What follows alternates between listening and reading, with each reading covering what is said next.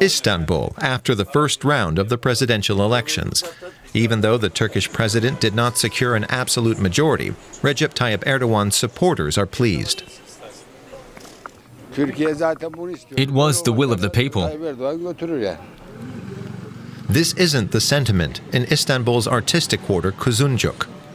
Following positive projections for the opposition, most people here are hoping for a change in government and a new direction for Turkey. They're setting their hopes on the runoff election. A second round of voting, gosh.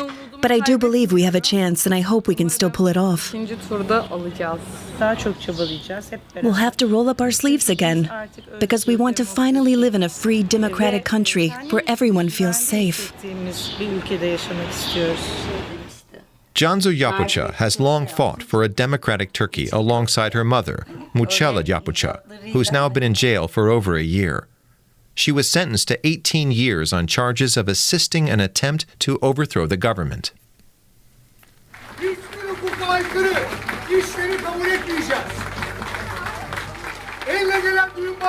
The architect, seen here with her daughter at the sentencing, had campaigned for social urban developments that were earthquake-proof and was involved in the protest movement at Istanbul's Gezi Park. I especially like this picture from prison. It shows my mother both relaxed and strong.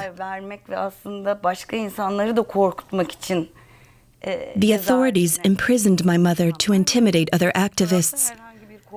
But do you see a fearful woman in this photo? The families of these non-violent political prisoners in Turkey have their hopes set on the opposition candidate. Kemal Kilicdaroglu has promised the release of Muçalla Yapıcı and others if he wins. We've gone through a roller coaster of emotions in the past year. That the fate of my mother and other prisoners depends on the outcome of this election just shows how bad things have gotten in Turkey.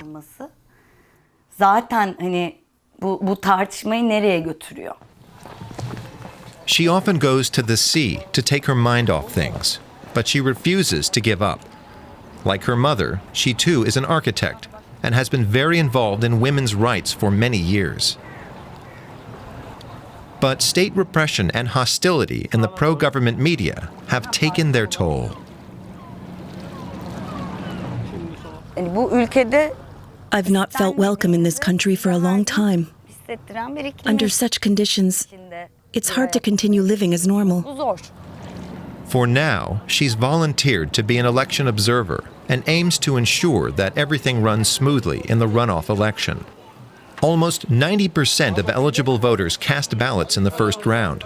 The runoff is seen as crucial.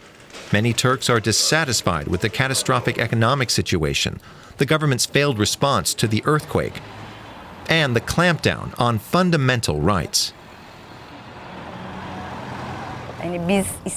Ultimately, it is the solidarity among all of us who are unwanted in this country that keeps us going and keeps us alive. She says that solidarity among Democrats is needed more now than ever. The runoff could be the last chance of freedom for her mother, Muçalla Yapıcı.